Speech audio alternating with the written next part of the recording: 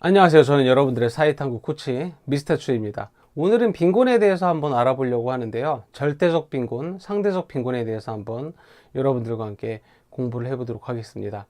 이 절대적 빈곤하고 상대적 빈곤은요, 개념을 묻는 문제가 수능에 출제되지는 않고 이것을 바탕으로 해서 도표 통계 분석 문제가 나옵니다. 그래서 비율 구하고 그 다음에 퍼센트 구하고 뭐 그런 문제 있잖아. 이것도 도표 통계 분석 문제로 나오거든요, 종종. 그래서 이 개념에 대해서 한번 알아보고, 마찬가지로 도표 통계 분석 문제는 선생님이 따로 그 문제만 뽑아가지고 계속해서 지속적으로 촬영해서 영상을 올리도록 하겠습니다. 일단 절대적 빈곤하고 상대적 빈곤 이 개념에 대해서 한번 알아보도록 하겠습니다. 절대적 빈곤은요, 말 그대로 생활이, 그러니까 뭐 어떤 사회에서 인간답게 생활하기 위해서는 최소한의 비용이 필요하죠. 그래서 의식주, 뭐 이것을 기본적으로 충족시켜야 되는데, 그 사회의 물가 수준을 고려해서 어떤 사회에서 의식주가 인간다운 생활을 하는데 지장이 없을 정도의 최소한의 그 비용, 이제 최저생계비라고 하는데, 그것이 이제 없는 상태. 그래서 인간다운 생활이 힘든, 정말 밥 걱정해야 되고 입을 거 걱정해야 되고 그런 상태, 이것을 절대적 빈곤이라고 합니다. 그래서 최저생계비 이제 이하, 최저생계비 이하 못 버는 거, 그 상태에 있는 사람들을 절대적 빈곤 상태에 있다라는 거죠. 이 최저생계비라고 하는 거는 해마다 물가 수준을 고려해서 국가에서 정합니다. 국가보건복지부에서 정하고요. 주로 이제 선진국에서는 이 절대적 빈곤이 별로 뭐 있겠지만 그 퍼센트가 적고, 주로 후진국에서 굉장히 문제가 되는 빈곤이다. 당장 먹을 게 없는 그런 상태. 그래서 절대 빈곤율은, 이 절대 빈곤율 퍼센테이지 구하는 거는 전체 가구, 그 사회 전체 가구 중에 절대 빈곤 가구 곱하기 100을 하면 절대 빈곤율이 나온다는 거 여러분들 기억해 주시고요. 그 다음에 이제 상대적 빈곤에 대해서 한번 알아보도록 하겠습니다. 상대적 빈곤은요, 다른 사람들에 비해서 경제적 능력이 낮아서, 그러니까 상대적 박탈감을 느끼는 상태다. 이게 뭐냐면, 뭐 예를 들면은 내가 있는데, 뭐 나는 뭐 작은 집에서 살고, 그 다음에 차도 있고, 조그마한 차도 있고, 이제 그런데 뭐 잘 나가는 친구들, 뭐 외제차 끌고 다니고 진짜 좋은 아파트에서 사는 그런 사람들의 이렇게 비교를 하면 내 자신이 초라해지죠. 이거를 이제 상대적 박탈감이라고 하거든요. 그러니까 절대적으로 이제 뭐 절대적으로 빈곤, 먹을 거를 걱정하는 상태가 아니라 다른 사람에 비해서 경제적 능력이 낮아서 상대적 박탈감을 느끼는 상태. 내가 정말 정말 음식 걱정, 이런 거, 뭘 먹어야 되지? 밥 걱정, 이런 걸 하고 있진 않지만, 다른 사람들과 비교했을 때, 상대적 박탈감을 느끼는 상태, 어떤 사회에서, 이것을 상대적 빈곤이라고 합니다. 그러니까 이거 어떻게 구하냐면요, 중위소득, 이게 중위소득이라고 하는 개념 잘 알아야 돼. 중위소득은, 그 사회에서 제일 부자부터, 그 다음에 제일 가난한 사람을 쭉 나열하는 거야. 그래서 예를 들면 어떤 사회에 100명이 있다. 그럼 1등부터 100등까지, 꼴찌까지 쭉 나열을 하면, 뭐, 우리 사회에서 제일 부자, 삼성 이건희, 1등이겠죠? 꼴찌 100등은 빵원 벌겠죠. 그치? 거기에서 일렬로 쭉 세웠을 때, 그러니까 평균 소득이 아니라, 그 50등, 51등, 이 딱 중간에 위치한 사람이 벌어들이는 소득. 이것을 중위소득이라고 하거든요. 이 중위소득의 50%, 2분의 1, 절반 미만, 거기에 못 미치는 사람들.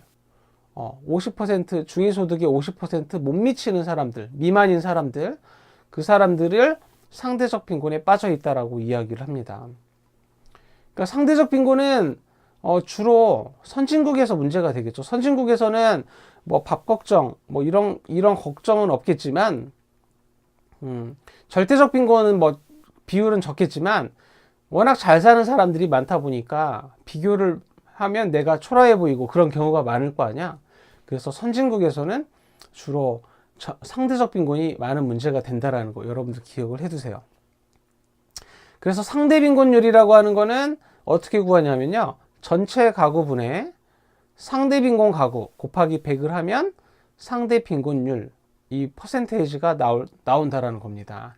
그래서 상대적 빈곤, 중위소득의 절반에 못 미치는 사람들을 말한다라는 거 여러분들 기억을 하셨으면 좋겠네요. 자, 중위소득에 대해서 선생님이 이야기를 했는데요. 중위소득 다시 한번 짚고 넘어가도록 합시다. 여기 그림을 보고 여기 그림에 이 표를 선생님이 따로 이렇게 그렸는데 갑구가구 을국에 이제 5가구만 있다라고 생각을 한다면 A네, B네, C네, D네, E네 이렇게 5가구만 있다고 생각을 하면 뭐 A네가 갑국에서는 500, B네가 400, C네가 300, D네가 200, E네가 100, 을국은 A네가 1억, 뭐 B네가 5천, C네가 300, 그 다음에 D네가 100, E네가 50이죠.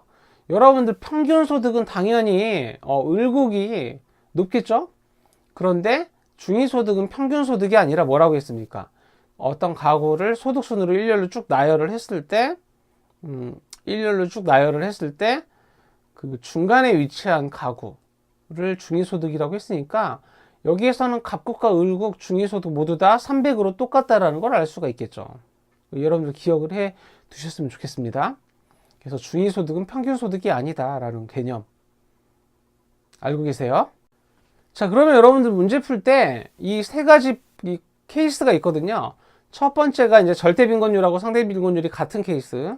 그 다음에 상대 빈곤율하고 절대 빈곤율하고 있는데 상대 빈곤율이 절대 빈곤율보다 높은 그런 케이스. 그 다음에 절대 빈곤율이 상대 빈곤율보다 더 높은 케이스. 이거 세 가지 케이스가 있는데 이 세 가지 케이스를 한번 알아보도록 하겠습니다. 첫 번째, 절대 빈곤율하고 상대 빈곤율이 같은 경우가 있습니다. 이 경우는 여러분들 여기 보면 그러니까 절대적 빈곤은 최저 생계비 이하, 그러니까 그 인간다운 생활을 할 수 있는 그런 그 비용을 못 버는 사람들, 거기 최저 생계비 이하를 버는 가구를 이제 절대적 빈곤이라고 하는데, 절대적 빈곤에 처한 가구라고 하는데, 이것은 이제 최저 생계비 이제 선을 기준으로 해서 이제 나타내는 거고요. 상대적 빈곤은 중위소득의 2분의 1, 절반.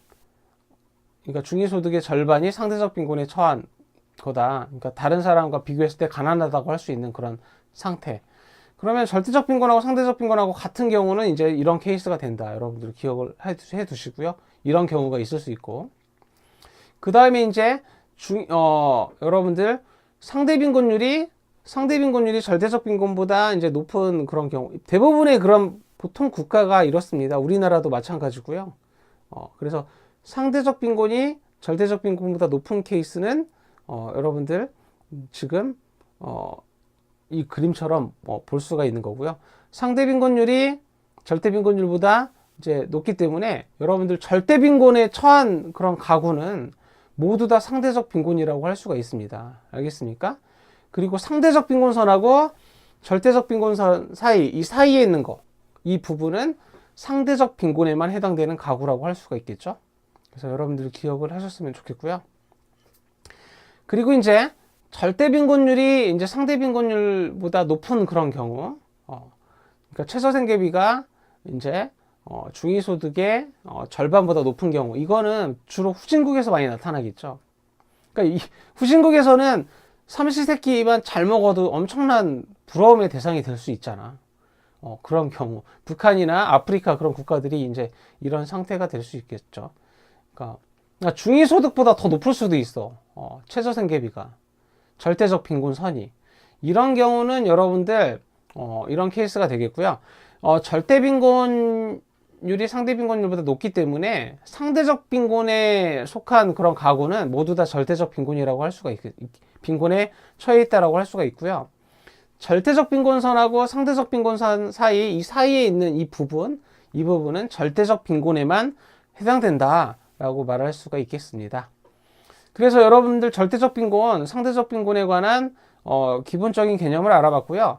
여기에 나와 있는 이 개념을 바탕으로 해서 푸는 비율 따지는 거, 도표 통계 분석 문제는 제가 발견할 때마다 수시로 그 인구 이동, 계층 이동하는 문제와 함께 꾸준히 지속적으로 업로드 하도록 하겠습니다. 자, 오늘은 여기까지 하도록 하겠습니다. 저는 여러분들의 사회탐구 코치 미스터 추였습니다.